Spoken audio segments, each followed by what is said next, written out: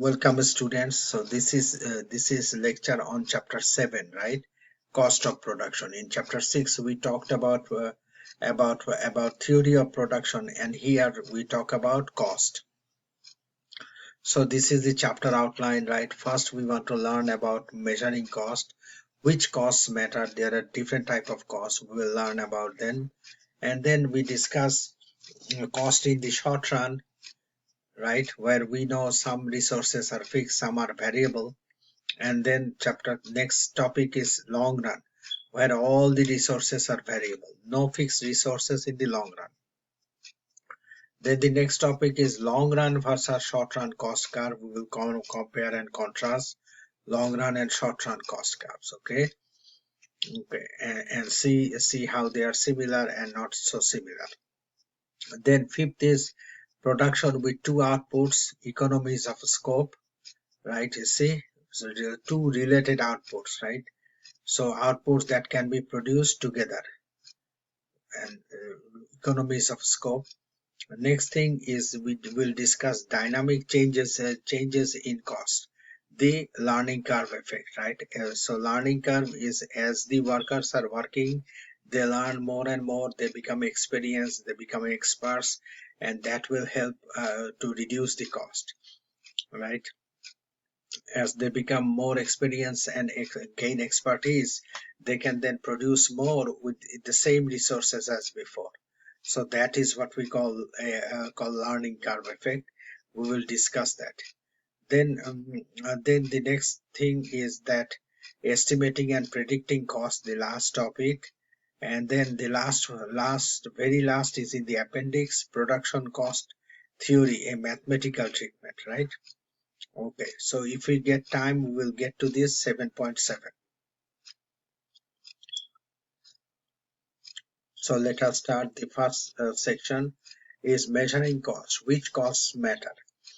Economic cost versus accounting cost. There are two different definitions, right? Accounting costs, these are costs. Accounting costs, these are actual expenses and plus depreciation charges for capital equipment, right?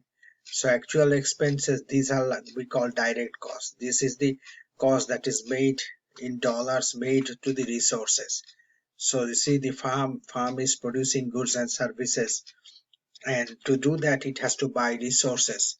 So payment paid to the owner of those resources, right? And also farm incur cost when they buy technology, right? So that all of those are what? Direct costs and actual expenses. And also there is depreciation. What is this? Depreciation is the wear and tear of capital goods, machine, tools, equipments, right? So when we use them and the production process, they suffer loss of value, wear and tear, and that is what we call depreciation. The accounting cost will include both of these type, actual expenses, direct expenses, right? And this depreciation cost. On the other hand, economic cost is a little bit different. Economic cost is the cost of farm utilizing economic resources in production. See, this mainly focus on opportunity cost, right? So suppose you are running your business from your own house, you don't pay rent to anyone. So does that mean that it is free? No, economic cost will take this into consideration.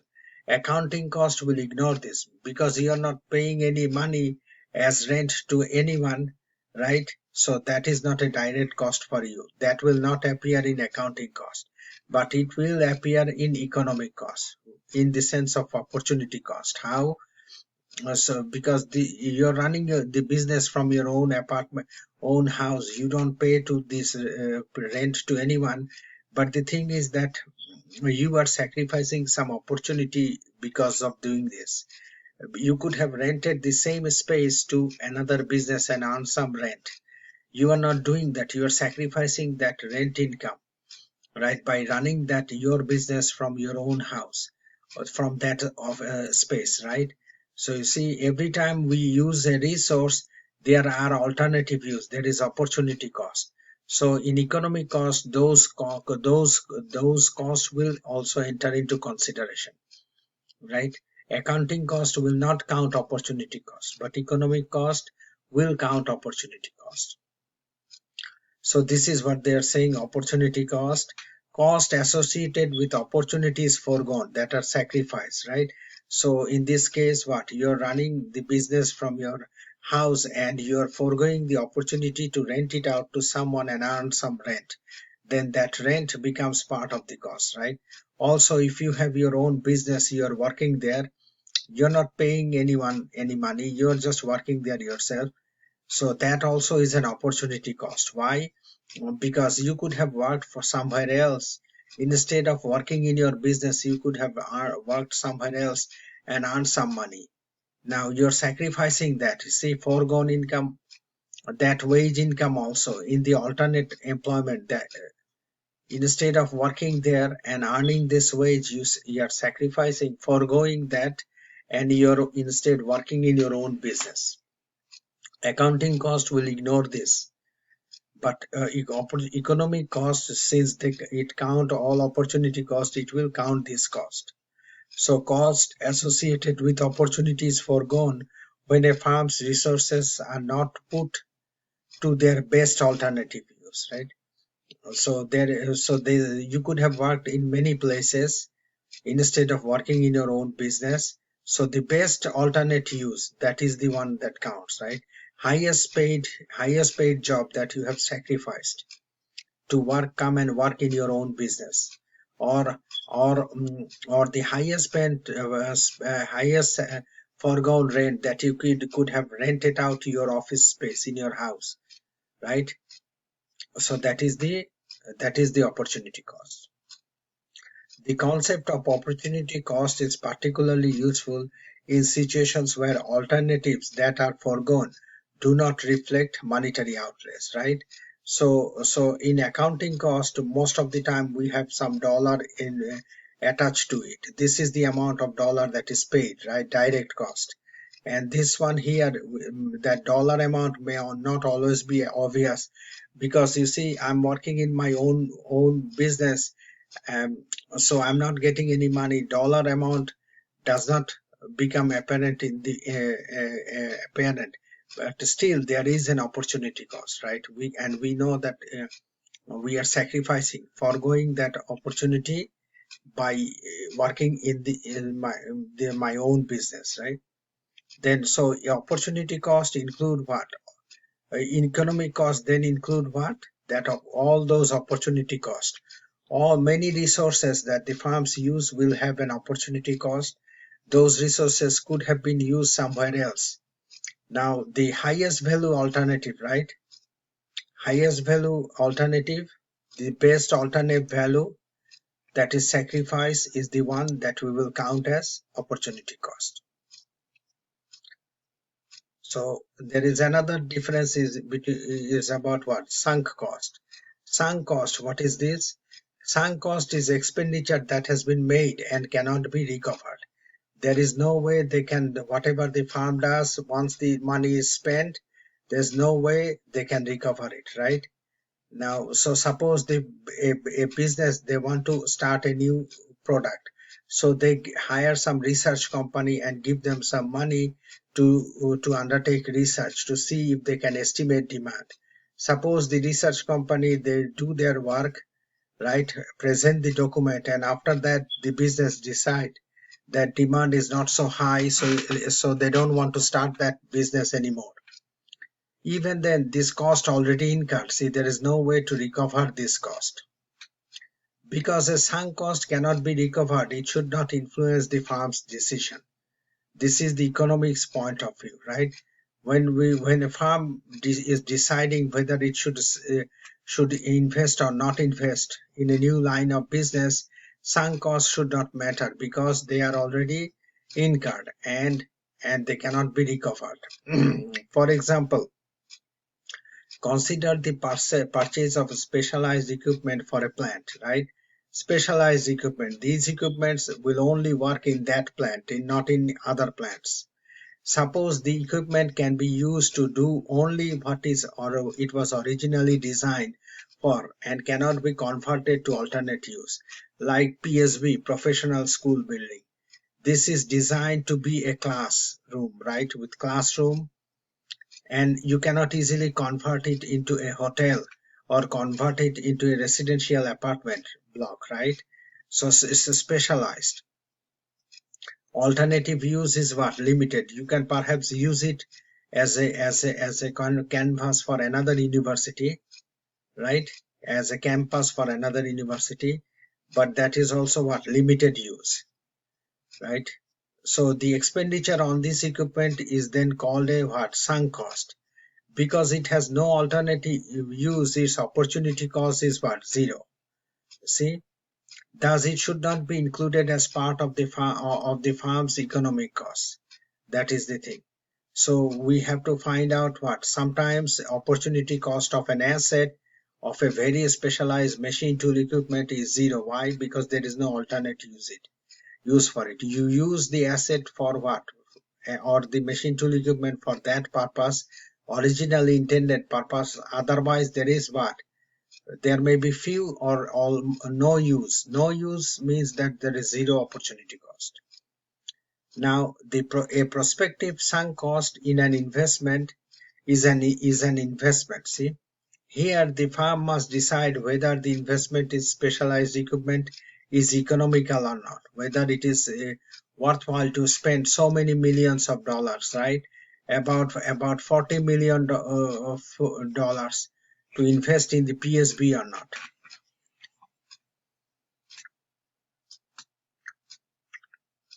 So this is one example, choosing the location for a new law school building.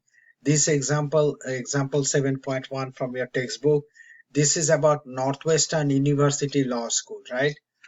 This school has long been located in Chicago, along the shores of Lake Michigan. See, very expensive real estate property. This location, shores of Lake Michigan. However, the main campus of the university is located in the suburb of Evanston. In the mid-1970s, the law school began planning the construction of a new building. The downtown location had many prominent supporters. They argued in part that it was cost-effective to locate the new building in the city because the university already owned the land. A large parcel of land would have to be purchased in Evanston if the building were to be built there. See the question now, whether to make the new law building in this Evanston campus or whether to make it in the old current location in Lake Michigan.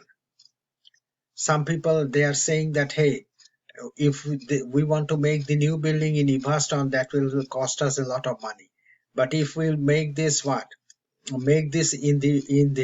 in existing campus Lake Michigan, the university already own the land. They don't have to pay anyone anything, so it will be cost effective. Some people gave that argument, but that argument is flawed, and we will show you that. Does this argument make economic sense? No. Why not? It makes the common mistake of failing to appreciate opportunity cost. See, they are saying that they don't have to pay anyone to make a new building in Lake Michigan, right? They don't have to purchase the land there, but it is ignoring the opportunity cost. You see, from an economic point of view, it is way expensive to locate downtown because the opportunity cost of the valuable lakeshore location is very high. The opportunity cost is that, see, that real estate very important, very expensive downtown real estate.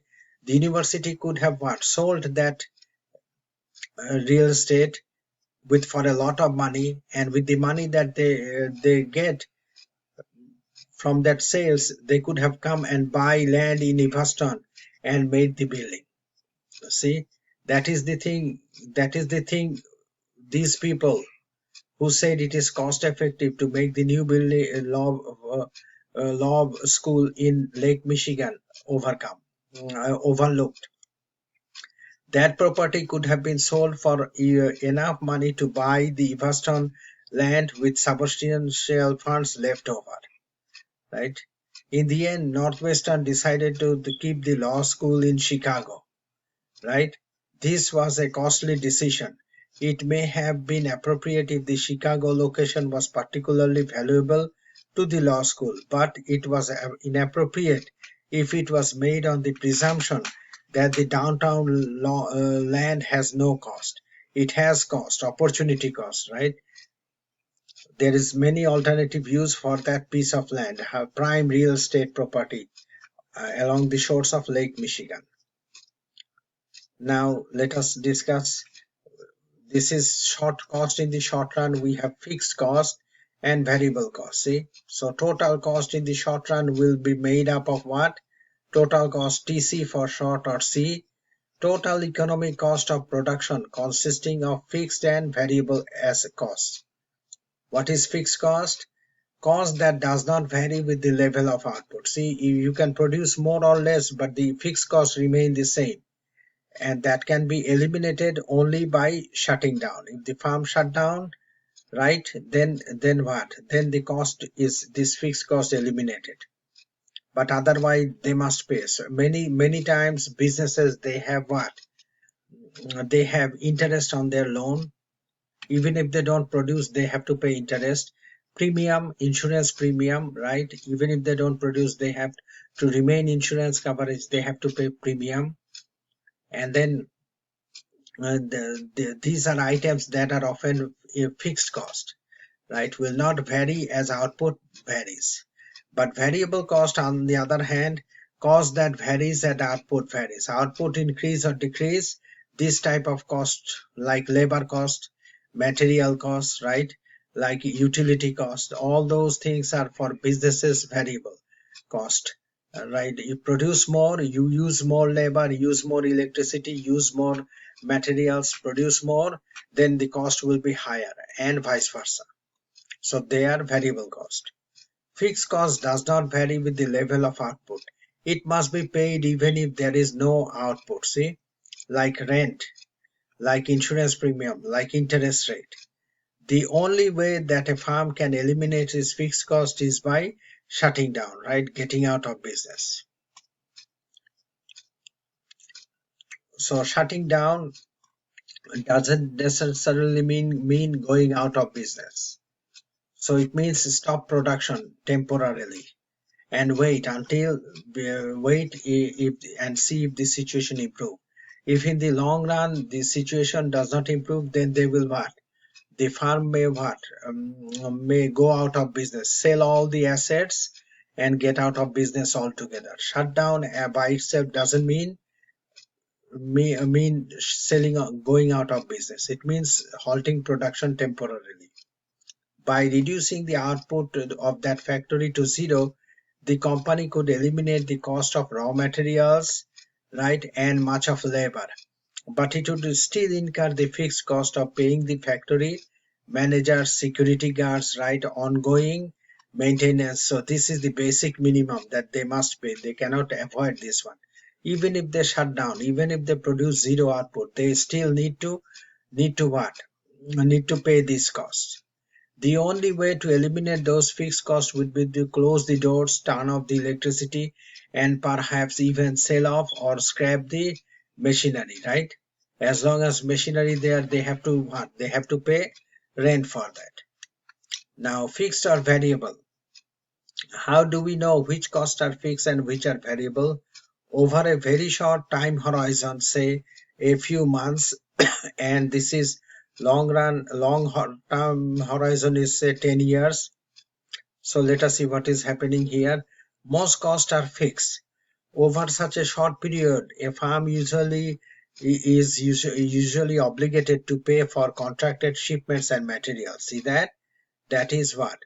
So this is obligation with a contract, right? The contract already signed, work already started.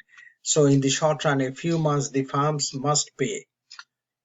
On the other hand, in the long run, 10 years, there is enough time to negotiate this contract or cancel the contract if the farm does not want to. So these are these in the long run, then those become what? Variable cost. Nearly all costs are variable. Workers and managers can be laid off in the long run, or employment can be reduced by attrition, and much of the machinery can be sold off or not replaced as it becomes obsolete and is, then what? Finally it is scrapped, right? So all of this can be, you see, all of these, many things possible in the long run, but not in the short run. To short run, many things become what? Remain fixed and often under contract. So payment is fixed. Now let us compare fixed cost versus sunk cost. Shutting down doesn't necessarily mean going out of business, as we have already explained. Fixed costs can be avoided if the firm shuts down a plant or goes out of business, right? Or goes out of business. Then they can avoid fixed cost also. Otherwise, yeah.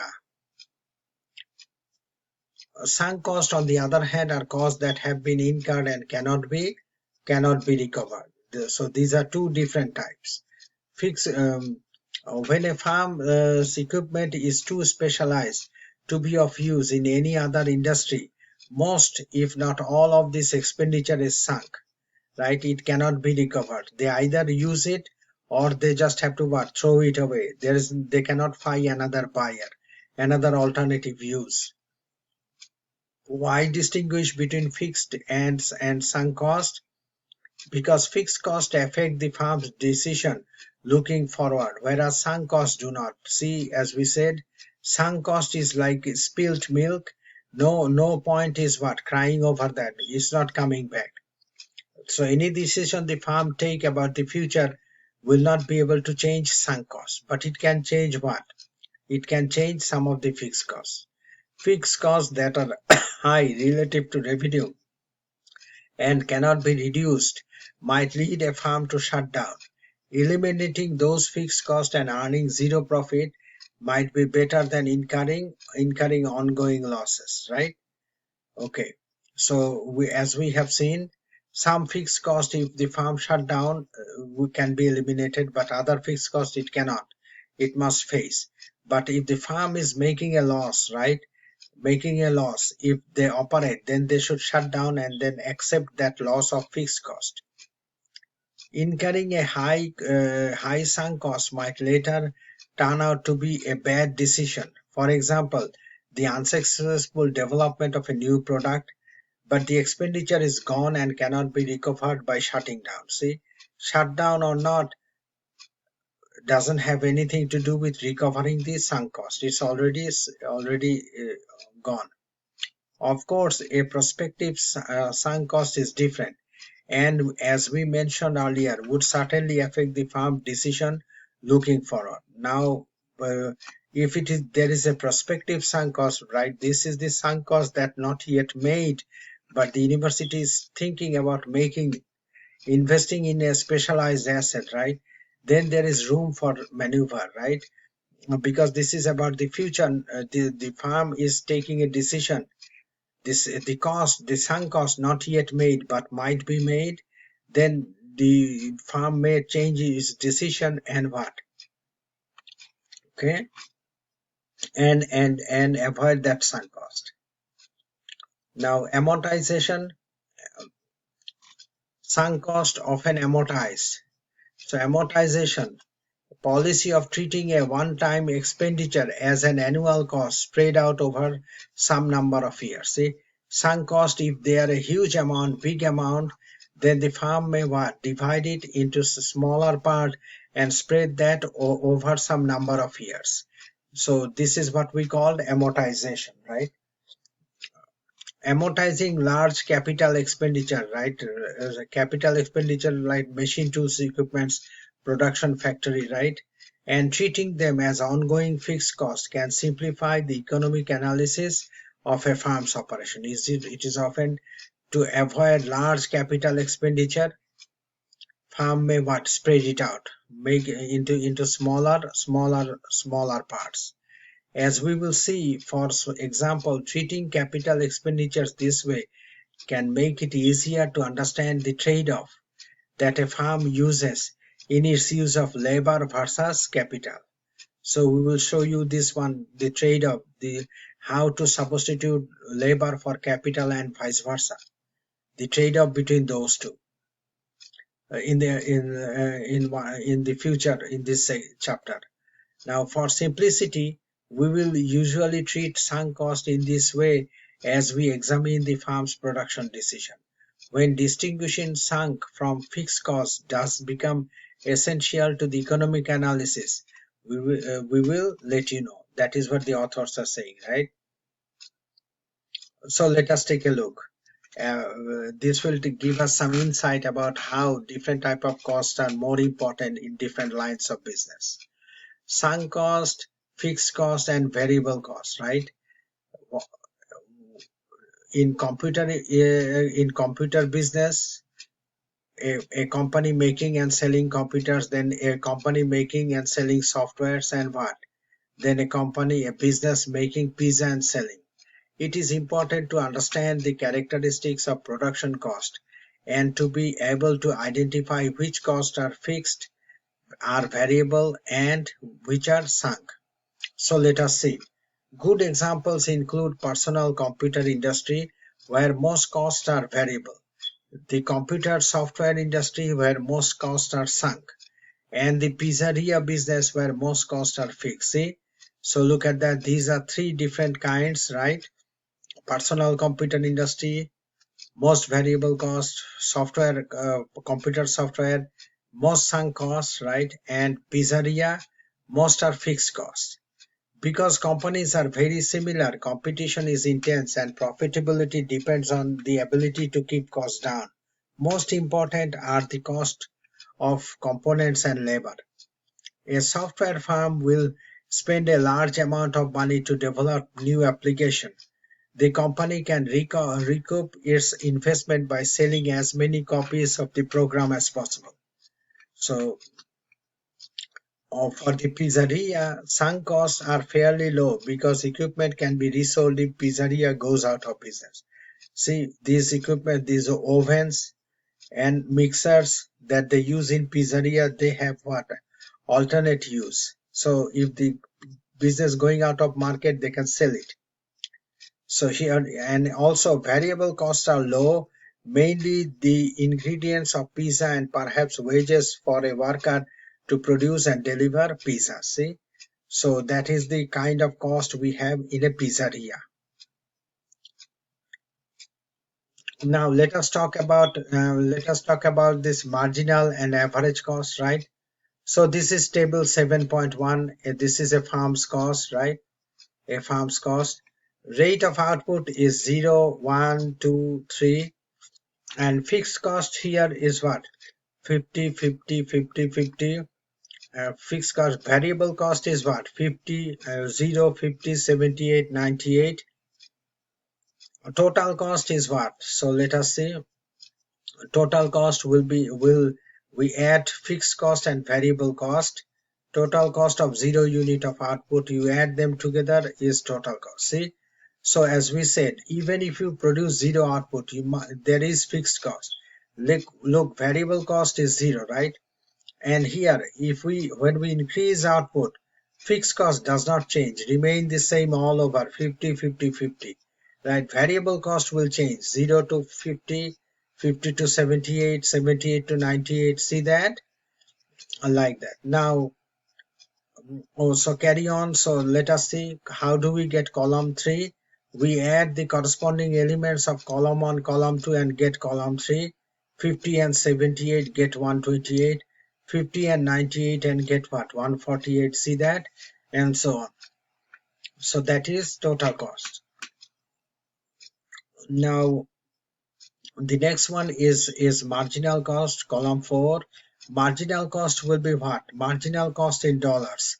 So what happens is that when we produce one more unit of output increases from 0 to 1, total cost increases 50 to 100, right?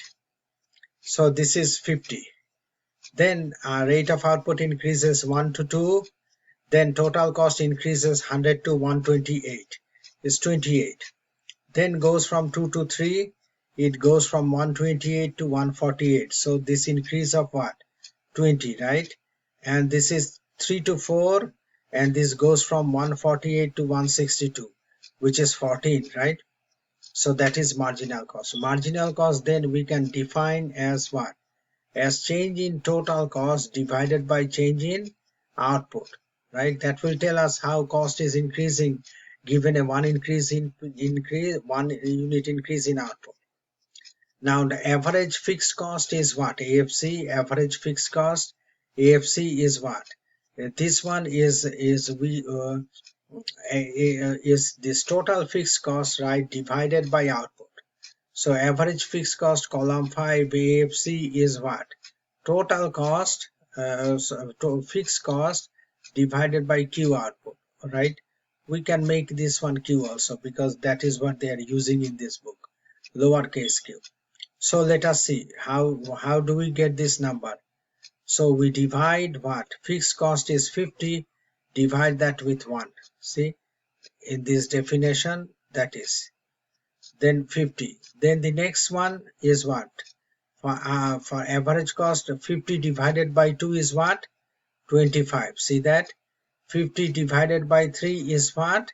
16.7. See, that is how we fill up all this column. This is average fixed cost. AFC 5. What about AVC, average variable cost? 6. AVC is what? Average variable cost. AVC is total variable cost. TVC divided by Q. See? So TVC, this is Q output, and this is what? TVC, total variable cost. This is TFC, total fixed cost, right? So now what happens? So you see total fixed, we can write total fixed cost as AFC or TFC. Total variable cost as VC or TVC, right? Depends. Now this one we were discussing, right? So this is for every level of output, we will now divide this 50 divided by 1, right? 50. Then 78 is variable cost VC for the second unit of output. 78 divided by 2 is what? 39. See that? Then 98 divided by 3 is 32.7, right? So that is average variable cost, and so on on the rest of the column, right? What about ATC 7? ATC 7 is what? We can go scroll down here, please. So this is what? This is total cost is 100 divided by 1. So this one. Total cost is 128 divided by 2. This one, right? And then total cost is what? 148 divided by 3. So this 49.3. See that? So that is how we get average total cost. ATC equal to what? ATC is TC, total cost. This is column 3 divided by the corresponding level of output Q, right? Okay. So marginal cost, here they give us a definition. Marginal cost, increase in total cost resulting from the production of one extra unit of output, right? So marginal cost MC, here MC is change in total variable cost divided by output. See, one thing want to say is that we said that this is change in total cost divided by change in Q, right? That delta shorthand for what? Q, right? So delta TC means change in TC. Delta Q means change in output Q. So that shorthand delta is shorthand for what? Change, right? Okay. So now we said that fixed cost doesn't change, right? Fixed cost doesn't change. Change in fixed cost is 0. Therefore, all of this change in total cost must be from what? Must then be from variable cost. So these two, so we can also write this one as this one, because that change in fixed cost component is 0. So increase in cost resulting from the production of one extra unit of output, right, is this. Because fixed cost does not change as the farm's level of output changes. Marginal cost is equal to the increase in variable cost or the increase in total cost. So look, marginal cost, So this is what they are saying, right? This one, the explanation why all of this change is actually changing variable cost. Now, average total cost, as we have said, is what? A farm's total cost divided by its level of output. So TC divided by Q, right? That is ATC, as we have shown to you in the previous example. Average fixed cost likewise is what? Average fixed cost is FC, fixed cost divided by Q, right? So fixed cost divided by the level of output. Total cost divided by its level of output, right? Okay. Average variable cost AVC is what? Is AVC likewise is what? Variable cost divided by output. So you can verify from the previous table. We showed you with example and number. Now let us see shorts in the short run. Cost in the short run. Determinants of short run cost. So let us see. We know we already defined marginal cost equal to change in variable cost divided by output, right? And now this change in variable cost, let us say that labor is the variable resource, capital is the fixed resource in the short run, right? In the short run, capital remain fixed, but labor can vary, right? Okay, and now they say that then change in variable cost in the short run then will be, since capital is not changing, only labor changing. So change in labor, and this is the wage of labor. This is the money, W wage is the money that will be paid to the labor.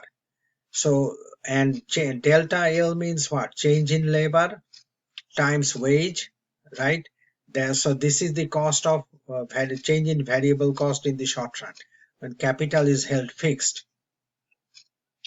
Now, so we substitute it here. See, for this one we put it here, and then from here we will now combine these two, and we know that delta L over delta Q, that is actually 1 over marginal product of labor, MPL, right? MPL, marginal product of labor, is telling us what? How much will output change when labor increases by 1 unit? See, so this one is the opposite of this one. Hence, this is equal to 1 over MPL, right? Now, if we put it here, this is what? This we know is 1 over MPL. We substitute here, get this result. And now what does it tell us?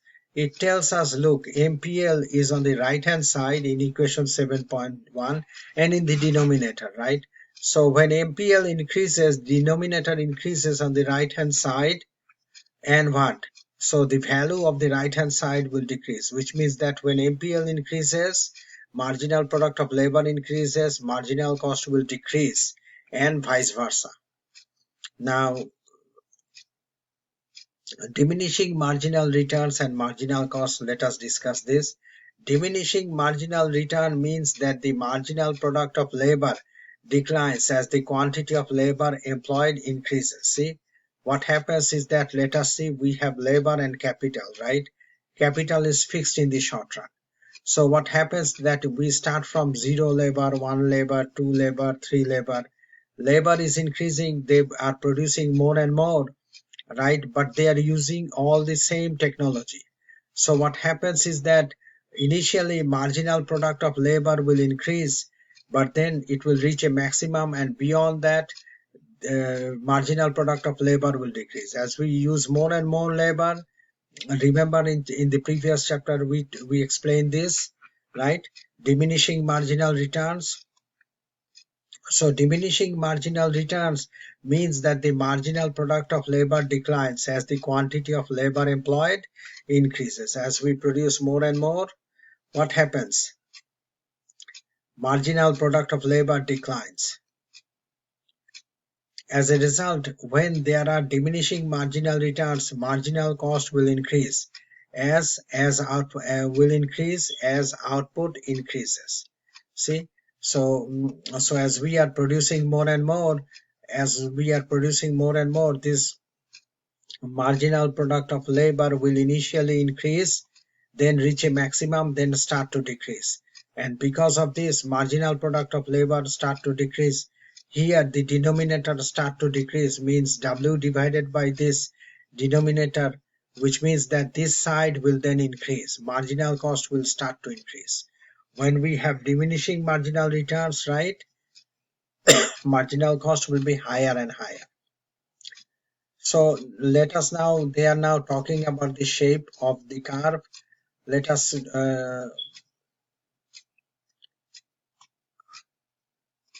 so this in the upper panel, panel A, here we are putting output on the horizontal axis, right, and cost on the vertical axis, right.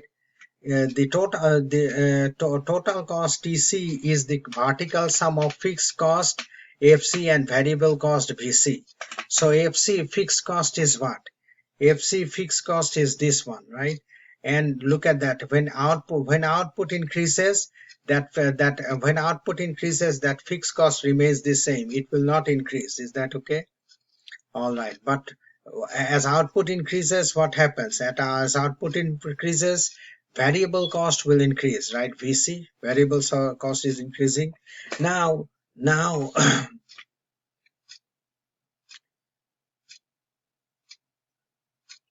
and now when we add for every level,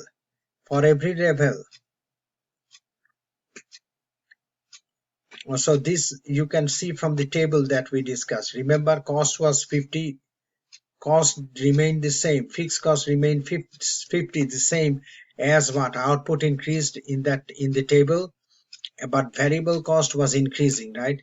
And what is total cost? Total cost is that, you see, the distance between the when we add the fixed cost over that variable cost, this vertical distance between these two curves, right, this vertical distance between these two curves will be what? Will be what? Will be the fixed cost. Is that okay? So it will jump up.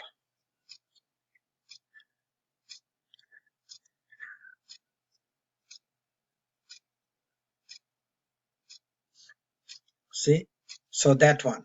So for every level, the difference between the total and cost and variable cost is then the fixed cost. Is that okay? And now this is panel A. This is panel A. Panel B is how much? This is output Q and this is cost, right? And now what happens? Now, as we said, if you check with the values in the table, you produce more and more, and fixed cost will decrease, because fixed cost, remember, we define as FC divided by Q. Now that FC fixed cost is a given amount, so when output is increasing, the denominator here is increasing, right? So the result, the AFC will be lower, will be decreasing, smaller and smaller. So that is AFC. Now what about the AVC, average variable cost? If we plot these values, you see this is U shape, AVC, and this is like, it looks like here it is the bottom, right? It is the lowest. Now what about ATC? ATC is the sum of this AVC and what? And AFC, right? For every level of AVC, here we have what? Look at this.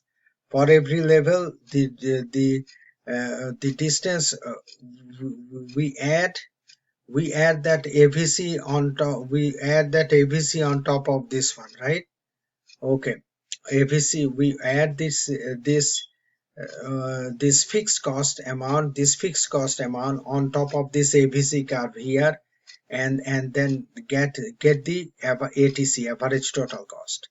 Right, this is because ATC is equal to AVC plus what? AFC. So see, AFC, so this is AFC and this is AVC. And on the other hand, here we have what? Look at this. This is the AVC and this is AFC. So add this one on top of this AFC and you get what? Add this one on top of this, and you get AFC. See that? So that is another one. So this is how the vertical distance between the AVC and between the ATC and AVC is actually giving us what? Giving us the height, this height of the AFC from the output axis, from the horizontal axis. And you can check, and so if we do it in the table with numbers, this is the result, but this is how the geometry will look like, right? Now look at that here. What are we doing? Here we are showing you the marginal cost. Marginal cost curve is what? They are showing us that at that point A, marginal cost is what? Is equal to that ray they draw from the origin, right? Origin from this angle. See that? Ray they draw from the origin, that point A tangent. So the tangent we draw on the VC curve in upper panel here will show us the marginal cost at that level of output, right, at that level of Q here in the lower panel. So that red marginal cost is then showing us the slope of the VC curve at different levels of output. Is that okay? All right. And but this one is a special case. Actually, the slope of the ray from the origin shows us ray from origin. Ray from origin will show us what? Ray from the origin will show us what average product of labor. And tangent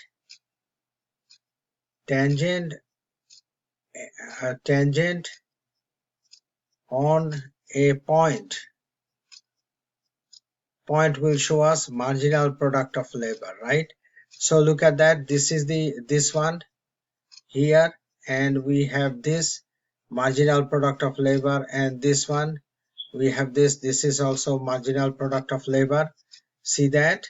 So we have those two, right? That tangent, this here at point A in this graph, the tangent and the ray from the origin, they coincide, right? The ray that we draw from this origin also is the tangent itself at that point A. That is why look at here, marginal and average, they intersect. See that? This is the average, right? ABC average, and the marginal cost is what? Coming from below and intersecting it. This is MC, marginal cost, right? MC, they are intersecting it, okay? All right. Now average marginal relationship. So what about this average marginal relationship?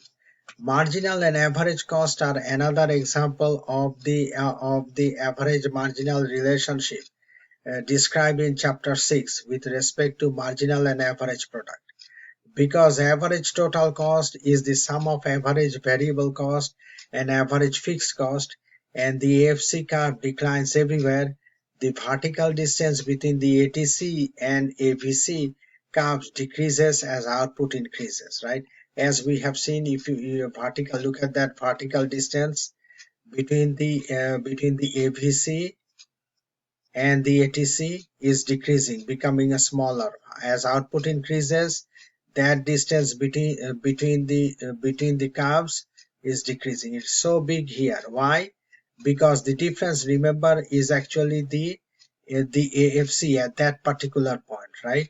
So that AFC is decreasing, right? AFC is decreasing. Look at that. It's decreasing as output increases. AFC is smaller and smaller because the same fixed cost is getting divided by ever increasing quantity, ever increasing denominator. As a result, average fixed cost will decrease, right? Okay.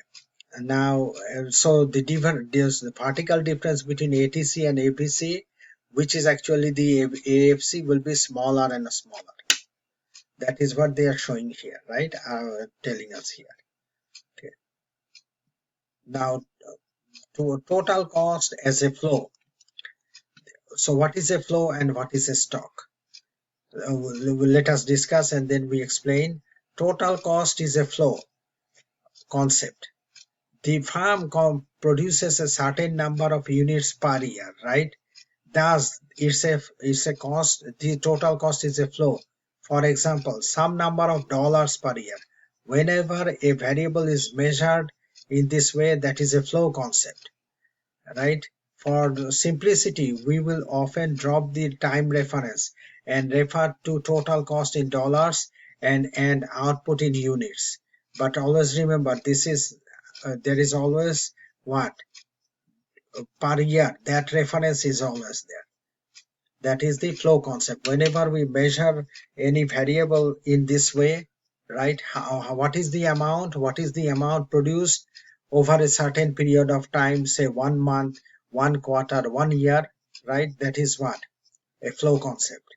Now, knowledge of short-run cost is particularly important for firms that operate in an environment in which demand conditions fluctuate considerably, right? Month to month demand increase or decrease, then what? Then this short run cost, every firm must then know the composition, the components of its short run cost. If the firm is currently producing at a level of output at which marginal cost is sharply increasing, and if demand may increase in the further, management might want to expand production capacity to avoid higher costs, right? So this is a strategic consideration, that if the farm is producing at a level of output, right, given the level of output q, farm is what facing what a marginal cost that is sharply increasing, right? Marginal cost is sharply increasing, so this management might want to expand capacity. Now, the short-run cost of aluminium smelting. The production of aluminium begins with the mining of bauxite. The process used to separate the oxygen atoms from aluminium dioxide molecule, called smelting, is the most costly step in producing aluminium. The expenditure on a smelting plant, although substantial, is a sunk cost and can be ignored.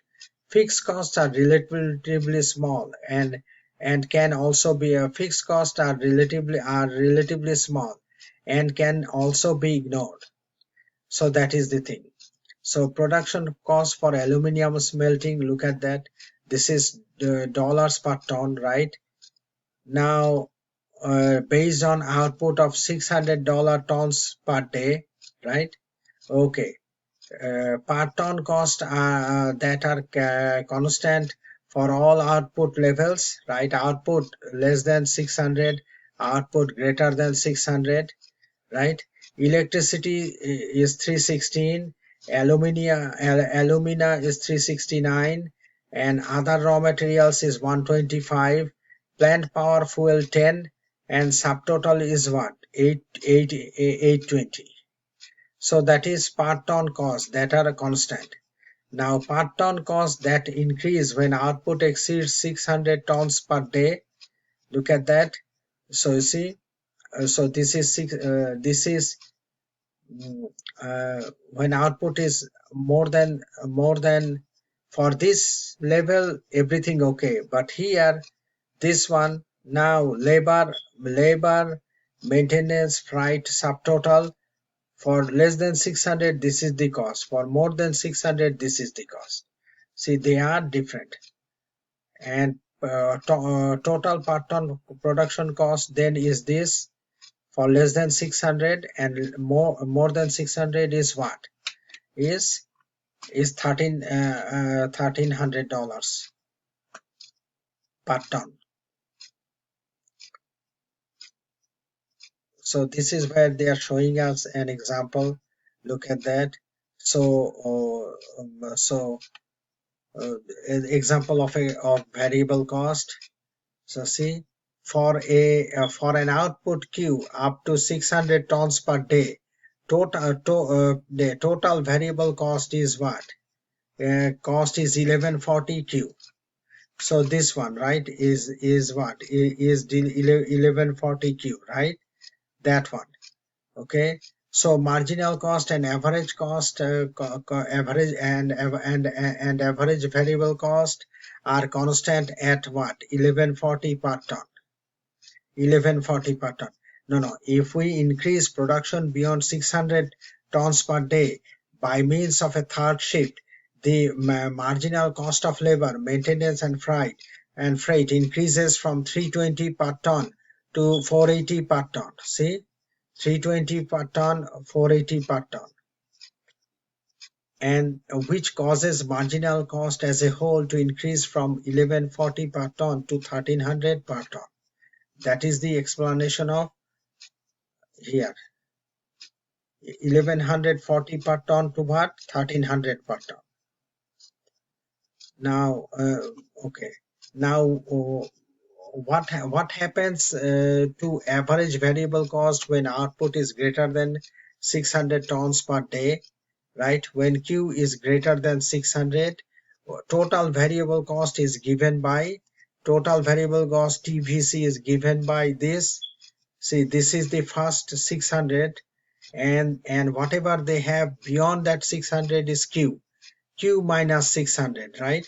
Q the level of output. If it is higher than 600, then 1300 Q minus 600. So now if we now simplify and solve, 1300 Q and minus 96,000, right? Therefore average variable cost is what? There is for average variable cost is AVC equal to what? No, 1300 minus 96,000 divided by Q. Okay, that AVC, average variable.